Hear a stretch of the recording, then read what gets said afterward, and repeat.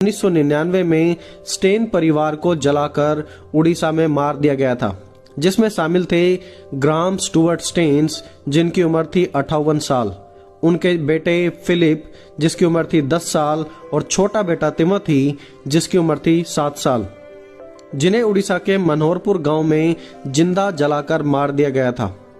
Graham stains और परिवार Australia से क्रिश्चियन मिशनरीज के रूप में भारत में आए थे, जो कोढ़ से पीड़ित लोगों के बीच में सेवकाई करते थे।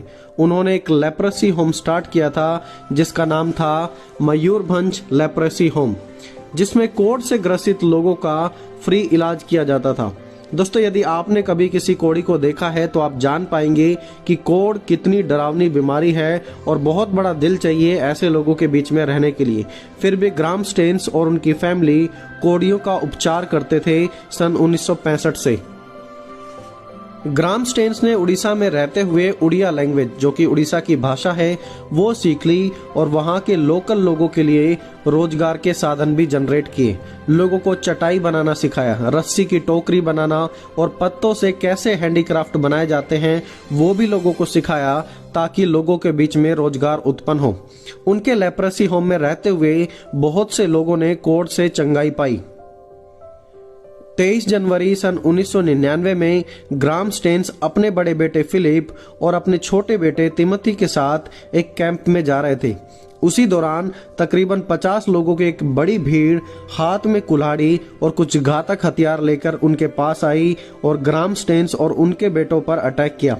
जब वो बेहोश हो गए थे तो उनकी गाड़ी में ही उन्हें बंद करके उस गाड़ी में आग लगा दी गई। उन्होंने बचने के लिए काफी कोशिश की, पर वो असफल रहे, क्योंकि बाहर 50 लोग धारदार हथियार लेकर खड़े हुए थे और इसका मुख्य कारण था हिंदू धार्मिक संगठन बजरंग दल। बजरंग दल के लोगों का आरोप था कि ग्राहम स्टेन्स और उनका पूरा परिवार लोगों को कन्वर्ट कर रहे हैं, उनका धर्म परिवर्तन कर रहे हैं। ग्राहम स्टेन्स और उनके बेटों की और फिर उसी समय मौत हो गई। जब सालों बाद वादा कमीशन के द्वारा एक रिपोर्ट प्रेजेंट की गई, जब उन्होंने जांच पड़ताल की तो उसमें उन्होंने सबूत प्रेजेंट किए कि किसी का कोई भी धर्म परिवर्तन वहां पर नहीं किया गया था, बल्कि लोगों के साथ स्टेन्स परिवार का सेवा भाव से वो लोग वहां पर काम कर रहे थे, लोगों की मदद कर रहे थे, कोढ़ियों के लिए दवाइयां प्रोवाइड कर रहे थे।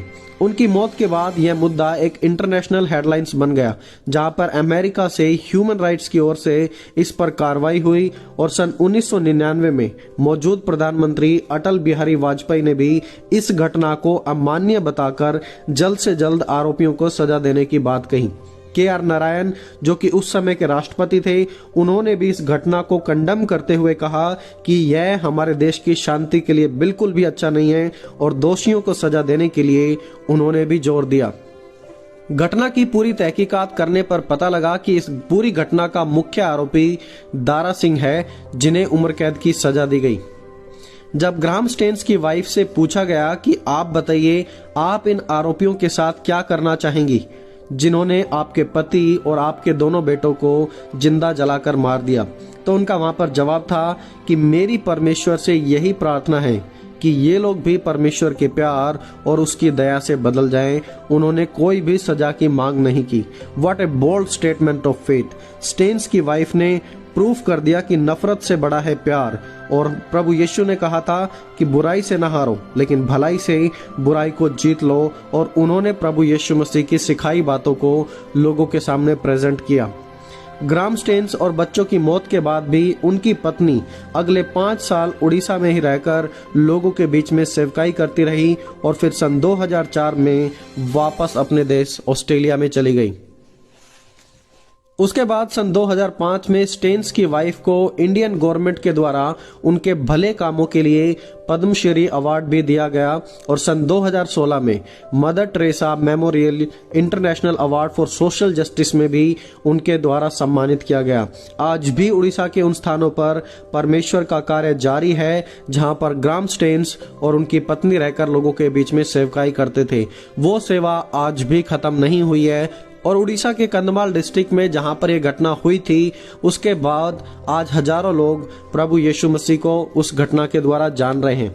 आज भी उड़ीसा में मसीहत बढ़ रही है, और परमेश्वर का कार्य लगातार बढ़ता ही जा रहा है।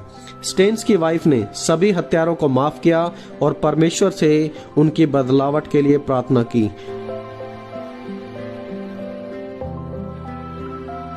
दोस्तों, इसीलिए बिल्कुल सच ही कहा गया है, blood of the martyrs is the seed of the church. मसीह शहीदों का लहू कलीसिया को उपजाने वाला बीज है। दोस्तों, आज आप ग्राहम स्टेन्स उनके परिवार की सेवकाई से आप क्या सीखते हैं? कमेंट सेक्शन में जरूर बताएं।